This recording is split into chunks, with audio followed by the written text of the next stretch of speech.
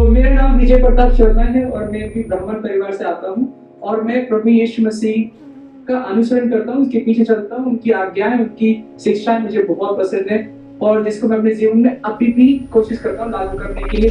तो जब भी मैं न्यूज़ फॉलो कर रहा था तो सब जगह पता लगा कि उधर प्राण प्रतिष्ठा हो रहा है, मंदिर का उद्घाटन हो रहा है, पत्थर जो है वो शिलाग्राम नेपाल से आया है, पानी जो है इंडोनेशिया से, मट्टी श्रीलंका से, थाईलैंड से कुछ और कहीं से कुछ तो चल रहा है कि मेरे जो माता पिता है वो तो उसी जगह के रहने वाले हैं, उसी के आसपास जगह के रहने वाले हैं।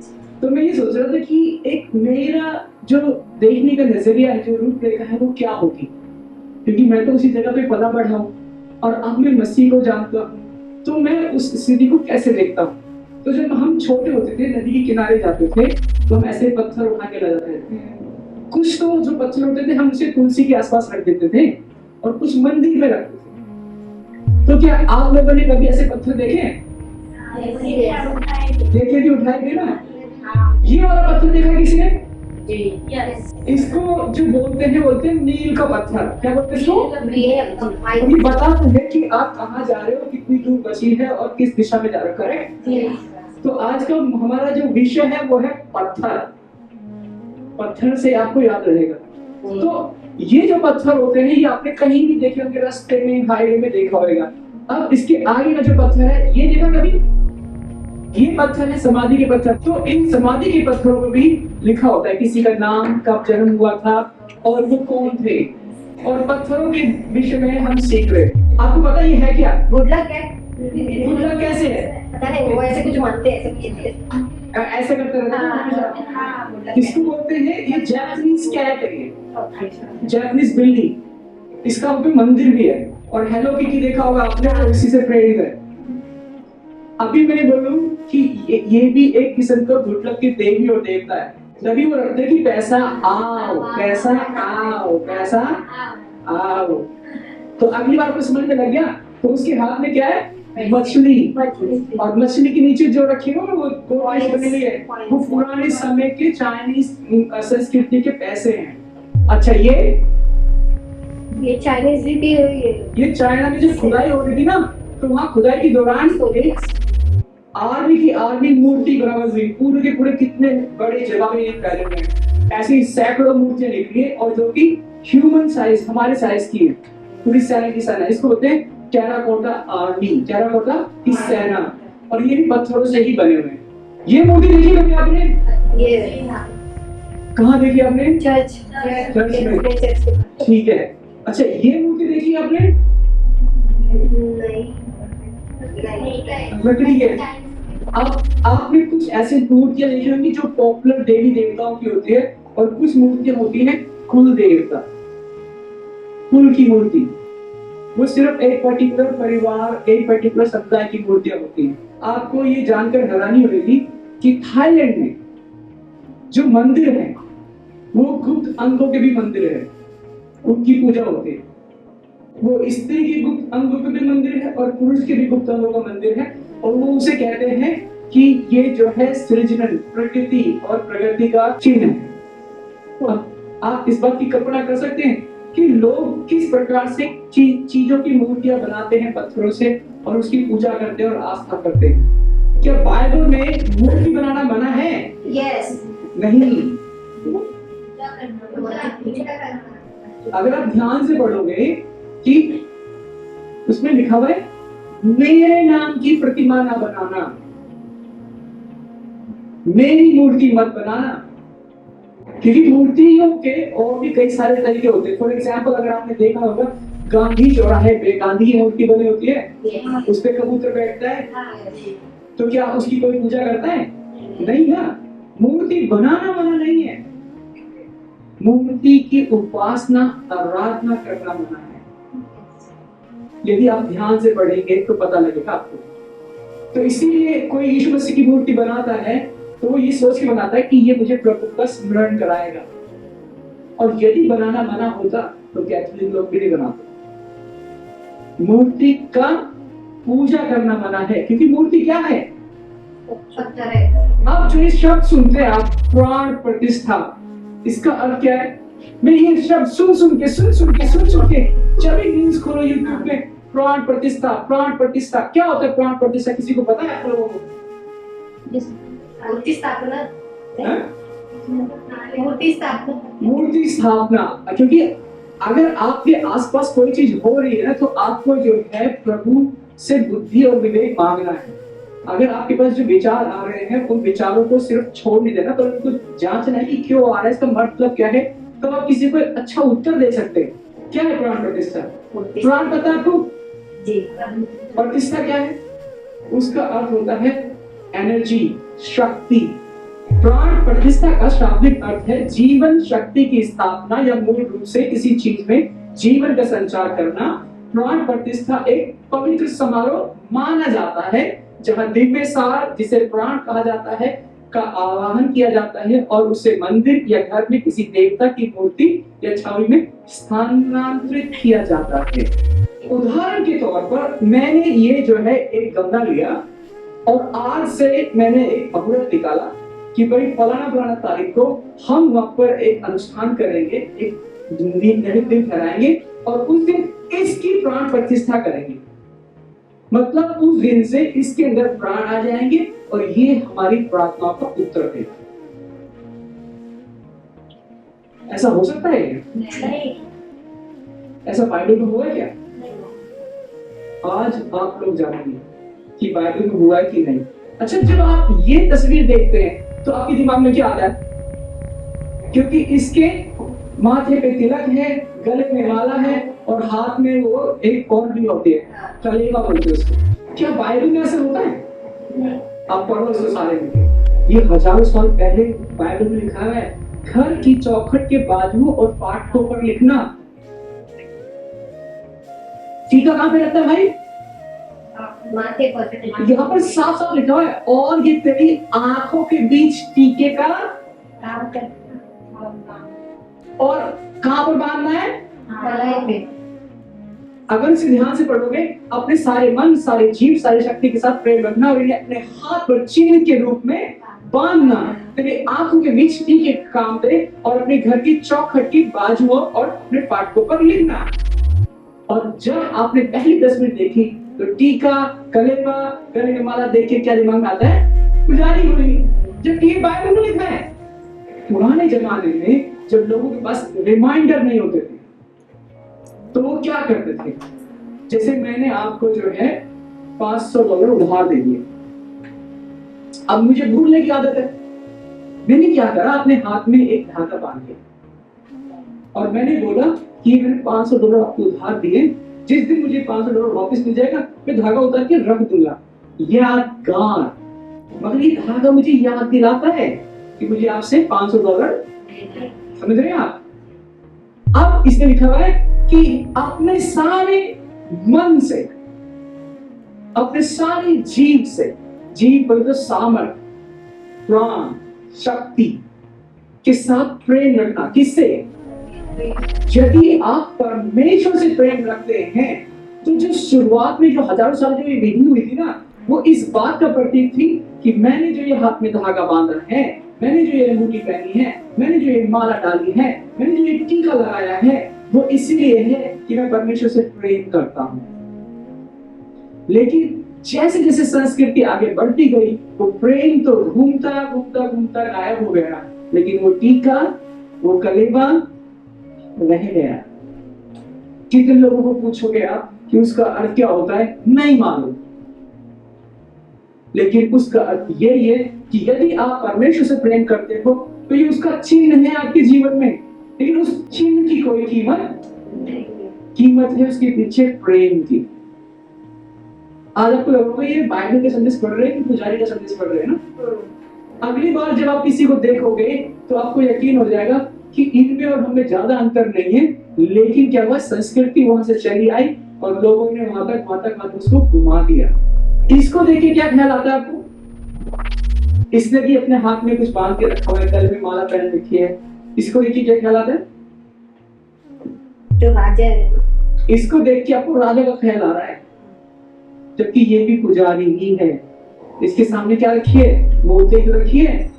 तो अभी आपको समझ में आ रहा है कि हम लोग मसीह में होने के बावजूद भी हमारे दिमाग में क्या है? स्टीरियोटाइप। हम लोगों के कपड़े वेशभूषा देख के कहते हैं ये राजा है और ये पुजारी है, ये कावड़िया है। दोनों सेम ही है, और एक देशी एक विदेशी है। और यदि हम मसीह के बच्चे दूसरों में अगर भेदभाव करेंगे, बैर करेंगे, तो सुसमाचार और प्रेम कैसे सुना सकेंगे? कपड़ों से, धर्म से लोगों की पहचान नहीं होती, उनके व्यवहार से होती है। आप बोल सकते हैं कि धर्म मेरा अस्तित्व नहीं, मेरा आचरण है। कुछ लोग धर्म के लिए जान देने के लिए तैयार है। अरे नहीं, धर्म जान देने की चीज नहीं है, जान लेने की चीज नहीं है। धर्म जीवन जीने का तरीका है। और कोई भी धर्म के नाम पे आपकी जान लेने के लिए आए, उससे एक बार पूछ लेना कि ये धर्म का अर्थ क्या होगा। ये चीज आपके लिए भी है कि मसीह एक जीने का तरीका है। इसका अर्थ ये नहीं है कि आप तो स्वर्ग में जाएंगे और बाकी लोग ना ना ना ना ना। परमेश्वर ने जैसे हमको बचाया, आपको बचाया, उसके पास सबके लिए तरीका होगा कुछ ना कुछ। वो कैसे बचाएगा? और कोई जानबूझ के ढीठ बन के इनकार करेगा तो उसके लिए तो है ही नरक का प्रावधान ना। जब बाइबल में कहीं हमें ऐसा देखने को मिलता है कि जहां पर किसी ने पत्थर की प्राण प्रतिष्ठा या ऐसा कुछ किया हुआ, अब्राहम और इसहाक। और यदि आप अध्याय को आगे पढ़ोगे ना, अब क्या हुआ? अब्राहम की डेथ हो चुकी है, इसहाक बड़ा हो चुका है। इसहाक के कितने बेटे हैं? दो। क्या क्या नाम है उनके? याकूब और एसा। बड़ा बेटा कौन सा है? एसा। छोटा बेटा कौन सा है? याकूब। अब बड़े बेटे ने अपनी मनमर्जी से शादी करी। याद है अब्राहम ने क्या बोला था? मेरे बेटे के आइजैक के लिए कहां से बहू लानी है? उसने बोला कनान से मत लाना, जहां से हूं वहां से लाना। लेकिन उसके पोते ने, एसाव ने किससे शादी करी? कनानी लड़की से शादी करी। एक और आज्ञा दी थी अब्राहम ने कि मेरे बेटे आइजैक को कभी वहां पर लेकर कि जहां से मैं आया हूं मेसोपोटामिया में, उसे वापस लेकर भी मत जाना। अब जो है अब्राहम की डेथ हो चुकी है, इसहाक के दो बेटे हैं और आगे बढ़ता है जीवन। अब ये इसहाक बूढ़ा हो चुका है और मरने पर है, और इसने अपने बेटे को आशीर्वाद दिया कि भाई अब इसके लिए बहू का इंतजाम किया जाए। और ये जा रहा है इसका बेटा, इसहाक का बेटा याकूब अपने लिए बहू ढूंढने के लिए। कहां जाएगा? नाम क्या है इसका? लोबान।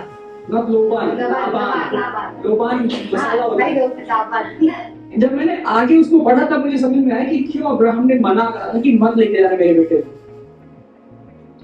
क्योंकि वो जो दास था वो रिबका को एक दिन में ही लेकर आ गया था, लेकिन जो इसहाक का बेटा याकूब वो गया बहू लाने के लिए, और उसे वहां पर लगे लगभग 21 साल।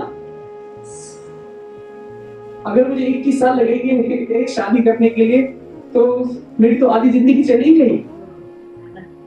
इसीलिए अब्राहम ने कुछ सोच के उसका विचार, आचरण, व्यवहार जानता था। परमेश्वर जब कभी कुछ आज्ञा देता है आपको तो वो जानता है कि आगे आपके लिए भला है कि नहीं, लेकिन उसके बच्चे, उसके नाती पोते कहां सुने। लेकिन परमेश्वर ने उन्हें छोड़ा नहीं। तो आज हम आगे पढ़ते हैं 28 अध्याय में।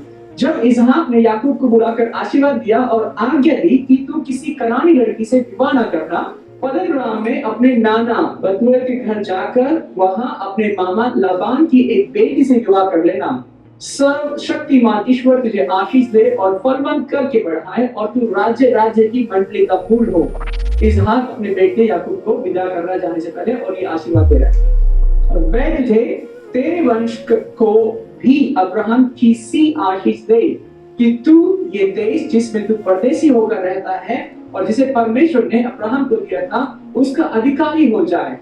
और इसहाक ने याकूब को विदा किया और वे पद्दनराम को अरामी बतूएल के पुत्र लाबान के पास चला, जो याकूब और एसाव की माता रिबका का भाई था। जब इसहाक ने याकूब को आशीर्वाद देकर पद्दनराम भेज दिया कि वे वहीं से पत्नी लाए, और उसको आशीर्वाद देने के समय ये आज्ञा दी थी, तू किसी कनानी लड़की से विवाह न कर लेना। और याकूब माता पिता की मानकर पद्दनराम को चल दिया। तब एसाव ये सब देखकर और ये भी सोचकर कि कनानी लड़कियां मेरे पिता इसहाक को बुरी लगती है, अब्राहम के पुत्र इस्माइल के पास गया और इस्माइल की बेटी महलत को, जो नबोयेत की बहन थी, ब्याह कर अपनी पत्नियों में मिला लिया। लेकिन अब जो उसका बड़ा बेटा है एसाव, उसने ऑलरेडी शादी कर ली थी। कैसी लड़की से शादी कर ली थी? कनानी लड़की से शादी कर ली थी। और क्या उसने अपने माता पिता से पूछा था? नहीं पूछा उसने। अगर आप बाइबल को पढ़ोगे ना बहुत गौर से, तो आपको पता लगेगा कि उसमें जो किरदार है, जो उसमें कैरेक्टर है, एकदम हमारे जैसे, आपके जैसे हैं। कई बार आपके बच्चे ऐसे काम करते हैं, आपको पूछते भी नहीं है ना।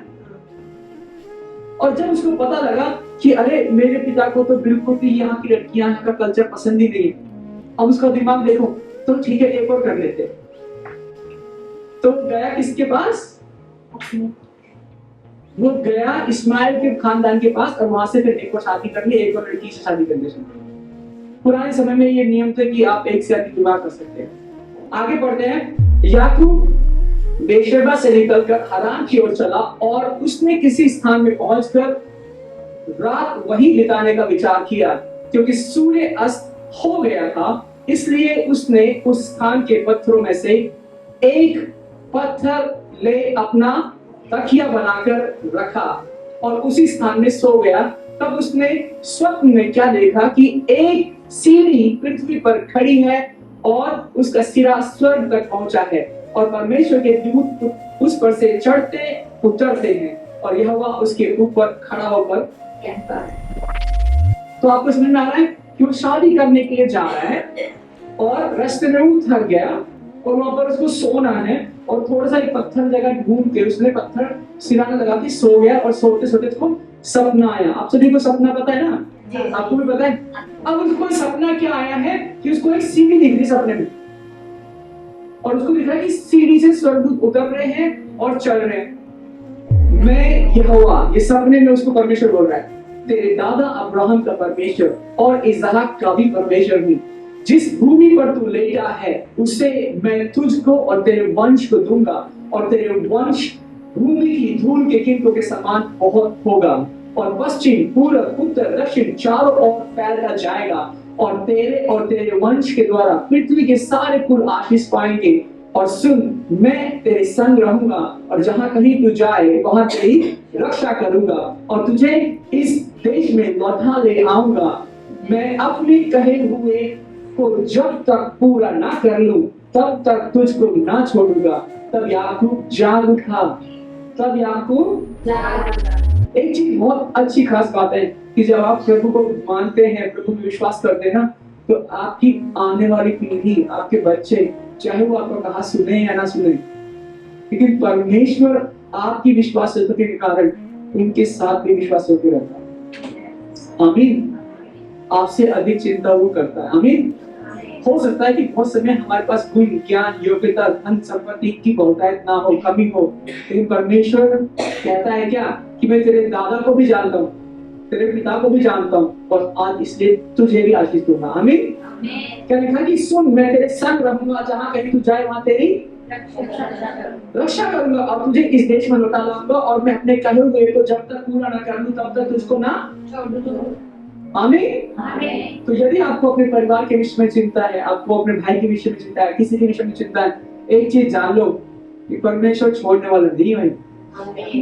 आमीन। और उसको जब सपना आया, क्योंकि क्या होता है ना कि अगर आप देखो याकूब को, तो उसको लगता है कि हमारे दादा जो है अब्राहम किस बात का जो धन्यवाद या वेदी पर फल चढ़ाते थे या जो भी वेदी पे भेंट चढ़ाते थे, मेरा पिता भी चढ़ाता था, पता नहीं कौन है परमेश्वर। कई बार जो सेकंड जनरेशन, थर्ड जनरेशन को एहसास नहीं होता कि परमेश्वर प्रभु कौन है, लेकिन प्रभु छोड़ता नहीं। आमीन। अब उसको सपना आया। अब क्या है? तब याकूब जाग उठा और कहने लगा, निश्चय इस स्थान में कौन है? और ये शब्द यहोवा कैसे बनता है पता है आपको? आपको पता है वोवल क्या होते हैं? जी, स्वर। इसको जो इंग्लिश में हिब्रू में यूनानी में लिखा जाता है, उसमें एक भी स्वर का इस्तेमाल नहीं किया जाता। AEIOU, तो इंग्लिश में लिख देते हैं यहोवा, पर एक्चुअली जो ग्रीक में है उसमें एक भी स्वर का इस्तेमाल नहीं होता।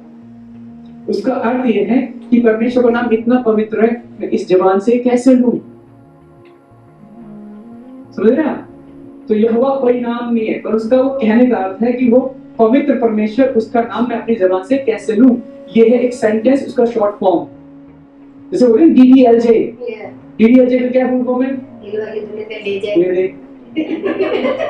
इसी तरीके से यहोवा एक शॉर्ट फॉर्म है कि वो परमेश्वर इतना पवित्र है, उसका मैं जब भी कभी पुराने टाइम में जब बाइबल लिखते थे ना, जब शब्द आता था यहोवा, तो उसको उसी पेन से नहीं लिखते थे, उसको नए पेन से लिखते थे। इतना आदर लिखने के समय में, बोलने के समय में, और इसीलिए तो वो आज्ञा है कि तू मेरे नाम को कभी व्यर्थ में न लेना। अब यहाँ पर पता लग गया कि इस स्थान में यहोवा है, और मैं इस बात को ना जानता था। हालांकि वो इतनी अच्छी फैमिली से आ रहा है, वो भी नहीं जानता। सुना है उसने प्रभु का नाम, लेकिन जानना नहीं।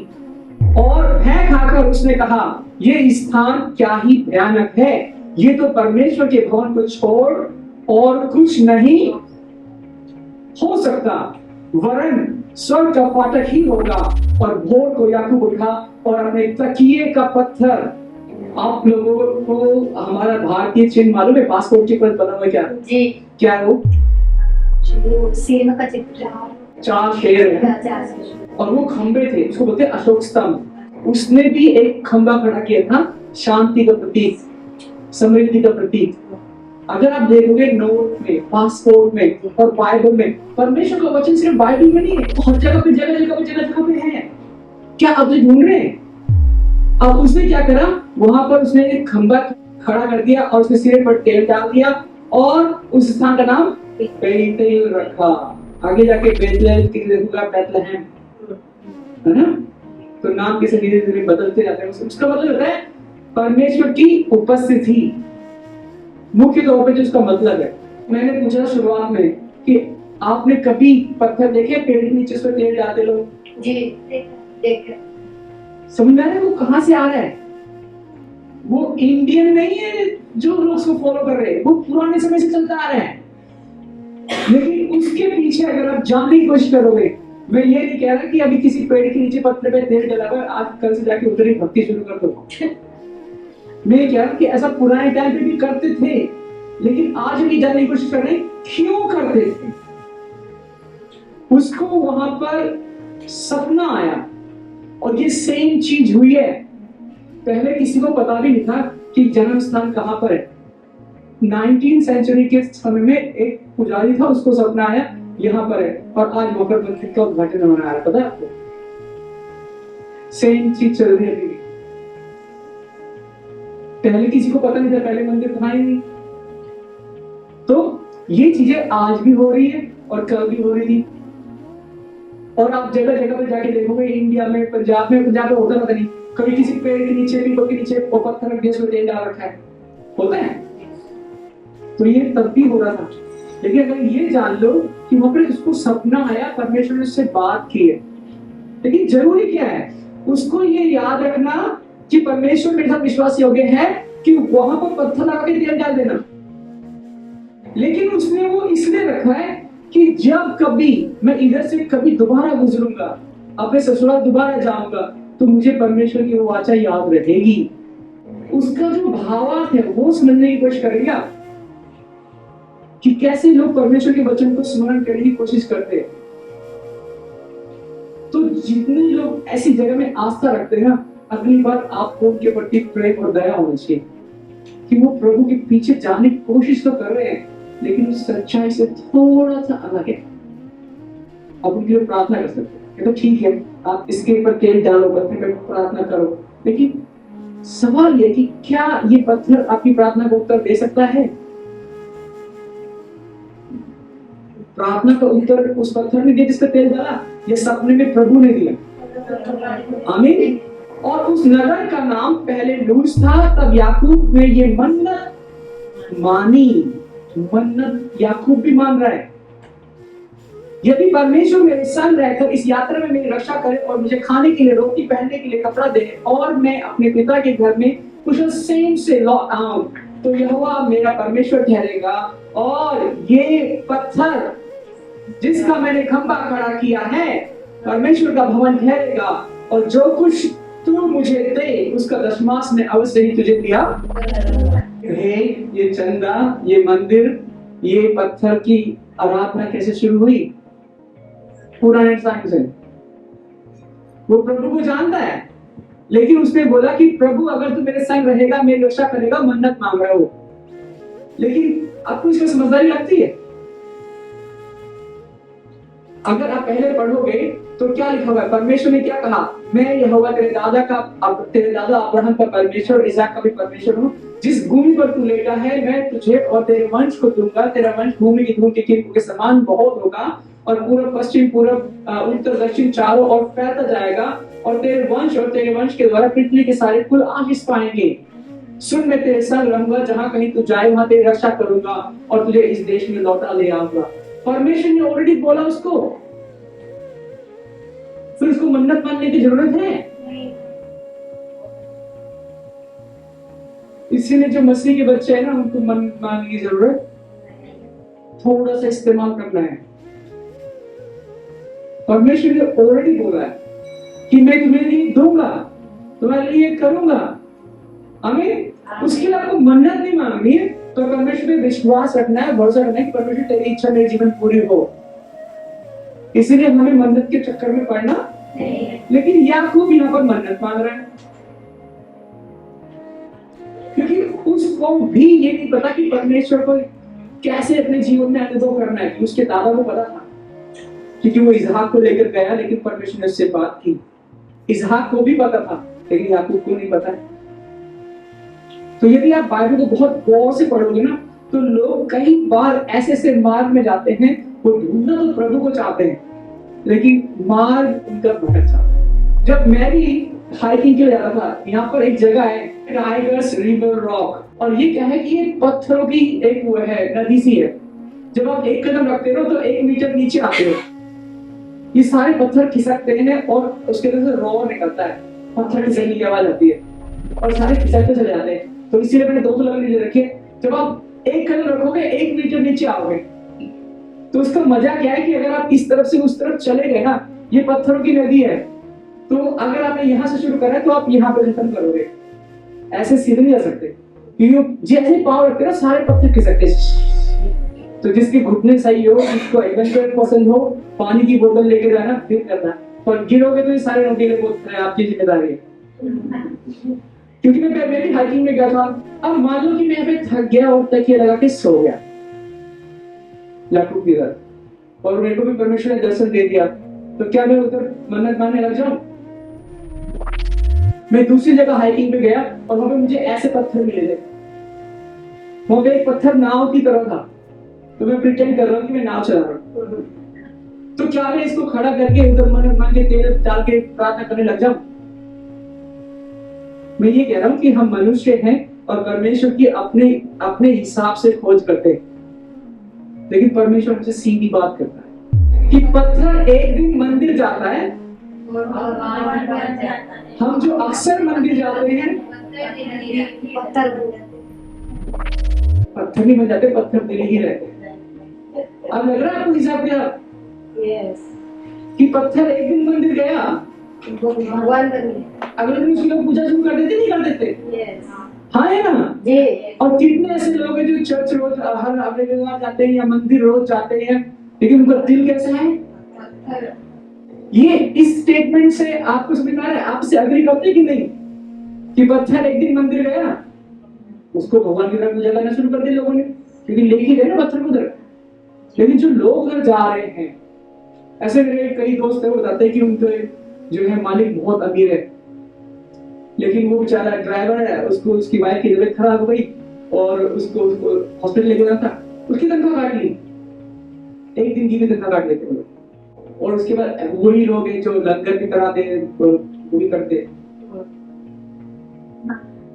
तो ऐसे लोग हैं कि जिनका दिल पत्थर का होता है। तो पत्थर मंदिर जाता है, वो इंसानों से ज्यादा अच्छा है ना? एक दिन में भगवान, और जो लोग रोज जाते हैं वो उनका दिल पत्थर का पत्थर ही रहता है।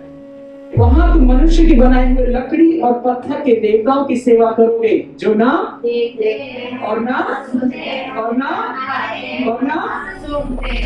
परमेश्वर ने ये गुण हमको दिया है कि हम खा सकते हैं, हम बोल सकते हैं, हम सुन सकते हैं, हम सूंघ सकते हैं, हम महसूस कर सकते हैं। परमेश्वर का वचन ये कोशिश कर रहा है बताने के लिए कि देखो, जो परमेश्वर है वो जीवित है, उसे निर्जीव वस्तुओं के समान ना कर दो। कबीरदास का एक दोहा है, कहता है, पाथर पूजे हरी मिले तो मैं पूजू पहाड़, याते चाकी भली जो कीस खाए।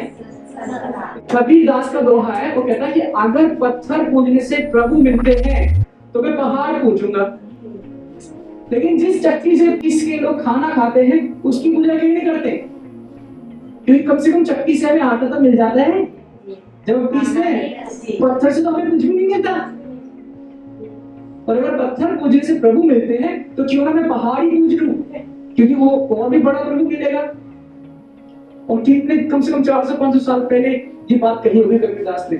और भी हमारे इंडिया में बहुत सारे ऐसे लोग हैं जिनके विचार बहुत खुले हैं और जो कहते हैं कि परमेश्वर की जो तलाश है ना वो निर्बुद्धि से या बेवकूफ बन के या अनबक बन के नहीं हो सकती, पर सच्चाई की खोज करोगे तो सच्चाई की तरीके से हो सकती है। तो कबीरदास भी अपने इंडिया के ही हैं। तो अगर आप कोशिश करोगे ना कि जो हमारे इंडिया की जो संस्कृति है, जो विधियां हैं, जो पद्धतियां हैं, क्या वो बाइबल में है?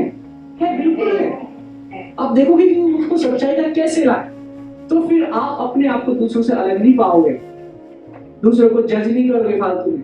इसमें लिखा हुआ है, मैं तुमको क्या करूंगा, और तुम्हारे भीतर नई आत्मा उत्पन्न करूंगा, और तुम्हारी देह में से क्योंकि पहले मैंने पढ़ा था लोग पत्थर दिल होते हैं, बाइबल में भी लिखा हुआ है। यदि आप अपने लिए तो जब क्रिसमस का गिफ्ट खरीद रहे हो 2-3 हजार की शॉपिंग कर ली और सामने वाले के लिए $100 का जब बोला है इधर, तो फिर कुछ पुराना सा पैक कर दिया आपने, वही तो पत्थर दिल है। जब कोई व्यक्ति, कोई भाई, कोई बहन बोल रहा है, अपने बारे में बता रहा है, या कोई किसी के विषय में प्रार्थना कर रहा है, या कई बार मैंने देखा है, इधर सब जगह में देखा है ऐसे कि यहाँ पर कुछ लोग हैं वो एक दूसरे के लिए प्रार्थना कर रहे हैं, उधर बाकी लोग अपना काम कर रहे हैं। ठीक है, वो भी जरूरी है, लेकिन अगर उसके बाद ये पूछो, बहन भाई सब ठीक है आपके परिवार में, पूछ तो सकते हैं ना। लेकिन अगर आप पूछते ही नहीं, तो ठीक है, इससे तो मेरे ज्यादा बोलचाल नहीं है, तो वो प्रार्थना कर ले, वही तो पत्थर दिल है। कोई किसी से प्रार्थना के विषय में जब बोलता है या बोल रहा है या बोल रही है, उसके बाद आपको एक फर्ज बनता है कि जाके पूछूं कि मेरे भाई, मेरे बहन, अगर आप मुझे बता सकते हो तो कोई बात नहीं, नहीं बता सकते तो भी कोई बात नहीं, लेकिन मैं भी आपके लिए प्रार्थना करूंगा और करूंगी मेरे सामने। कैसा लगेगा सामने वाले को, है ना? और इसीलिए मैंने बोला कि मंदिर में पत्थर एक दिन जाता है भगवान बन जाता है, और हम रोज जाते हैं तो भी पत्थर दिल रहते हैं, हम कलीसिया में आते हैं तो भी पत्थर दिल रहते हैं। लेकिन खुशखबरी ये है कि परमेश्वर का वचन यही 36 के 26 से 36 तक 10 आयतों में इस प्रकार से लिखा हुआ है, मैं तुमको। अगर आज आप में से किसी का पत्थर का दिल है ना, आप भी पता लग जाएगा, आप टेस्ट कर सकते हैं आपका दिल पत्थर का है कि नहीं। ऐसे चेक मत करना, ये हाथ बीट कर रहे थे तो जिंदा है। चेक करने का तरीका ऐसा है कि क्या आप किसी को याद करके आपको दुख होता है कि इसने मेरे साथ बुरा करा है, इस बंदे ने मेरा बहुत नुकसान करा है, इस बंदे को मैं माफ नहीं कर सकता, नहीं कर सकती।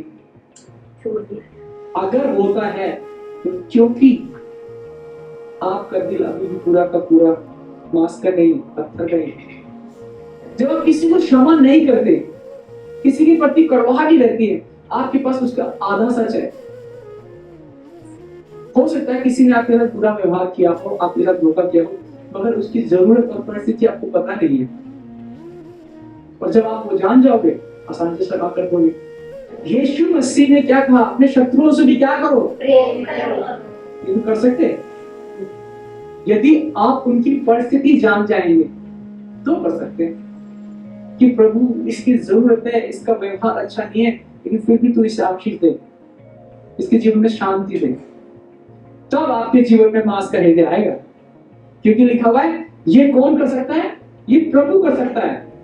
कई बार आप में से पिछली बार बताएंगे कि आपके परिवार के जन ही आपका दिल दुखाते हैं, आपके विषय में कुछ कुछ बोलते हैं, लेकिन आज खुशखबरी ये है कि परमेश्वर का वचन ही बोलता है मैं तुमको नया आमीन। इसमें जो मुझे एक चीज बहुत अच्छी लगी, इसे कहा मैं अपना आत्मा तुम्हारे भीतर देकर ऐसा करूंगा कि तुम मेरी विधियों पर और मेरे नियमों को मानकर उसके अनुसार और तुम उस देश में बसोगे जो मैंने तुम्हारे पितरों को दिया था और तुम मेरी प्रजा ठहरोगे। क्योंकि पता क्या होता है कि एक चीज जो मैंने बहुत देखी है और बहुत मसीह लोगों में भी करी है और एक इंसान होने के नाते भी देखी है कि मान लो आप किसी दुख परिस्थिति या परीक्षा में होकर जा रहे हैं। परीक्षा बोले तो टेम्पटेशन, लालच, ठीक है। हम अक्सर क्या होता है हम प्रार्थना करते हैं लेकिन हमारे मन को शांति नहीं मिलती। ऐसा हुआ है मैंने कि सब प्रार्थना कर रहे हैं, आप भी प्रार्थना कर रहे हैं, लेकिन आपके दिल में वो चैन नहीं है, शांति नहीं है। मेरे साथ कैसा हुआ और मैंने जाना कि यार मैं जो चीज नहीं सोचना चाहता हूँ, चाहे वो दुख की बात हो या पैसे की टेंशन हो या परिवार की या दिमाग की या लालच की या जैसी भी, आप जो चीज नहीं सोचना चाह रहे वही विचार आ रहे, चाहे निराशा के विचार हो। आप प्रार्थना कर रहे हो, आप प्रभु का वचन सुन रहे हो, आप पास्टर जी से प्रार्थना करवा रहे हो, आप बाइबल भी पढ़ रहे हो, आप प्रभु के गीत भी सुन रहे हो, फिर भी वो विचार जा ही नहीं रहे। ऐसा होता है ना? किसी का हुआ है? होता है ना? उसका मुझे इलाज मिल गया कि भाई इसका इलाज क्या है कि सिर्फ प्रभु ही इसका इलाज कर सकता है। और वो ये है कि जब वो हमको नया मन देगा, नई आत्मा देगा और हमारे पत्थर का हृदय निकाल देगा, तो लिखा हुआ है यहाँ पर अपना आत्मा तुम्हारे भीतर देकर ऐसा करूंगा कि तुम मेरी विधियों पर कौन करेगा? ये परमेश्वर। आमीन। हमसे नहीं हो पाएगा, प्रभु कर सकते हैं। बहुत समय में ना हम लोगों को सिखाते हैं कि ये करो वो करो, प्रभु को ये सिखाओ वो करो। मैं कह रहा हूँ कि परमेश्वर का आत्मा आपको स्वयं सिखाएगा। आमीन आमीन आमीन। और यदि आप किसी भी भाई बहन व्यक्ति विषय की प्रार्थना करते हैं, आप ये बोलो कि परमेश्वर की आत्मा इस व्यक्ति को सिखाए। मेरी प्रार्थना यही है, मैं नहीं सिखा सकता, मैं नहीं सिखा सकती। करें आसान नहीं तो हो सकता है ना? आमीन। पाम संडे को ही दिन है जब यीशु मसीह यरूशलेम में बैतलहम में प्रवेश करा था और लोगों ने खजूर की डाली से उसका स्वागत करा था। तब जब वे जा रहा था तो वे अपने कपड़े मार्ग में बिछाते थे। निकट आते हुए जब जैतून की पहाड़ी की ढलान पर पहुंचा तो चेलों की सारी मंडली उन सब सामर्थी कामों के कारण जो उन्होंने देखे थे आनंदित होकर बड़े शब्द से परमेश्वर की और क्या कहते हैं, धन्य है वे प्रभु के नाम से स्वर्ग में शांति और आकाश में। और भीड़ से कुछ फरीसी उससे कहने लगे, हे गुरु अपने चेलों को डांट। उसने उत्तर दिया, मैं तुमसे कहता हूँ यदि ये चुप रहे तो पत्थर चिल्लाएंगे। कौन चिल्ला उठेगा? ये खास बात जान लो कि पत्थर भी अगर बोलने लगे ना, चिल्लाने लगे, तो वो यीशु की महिमा करेंगे।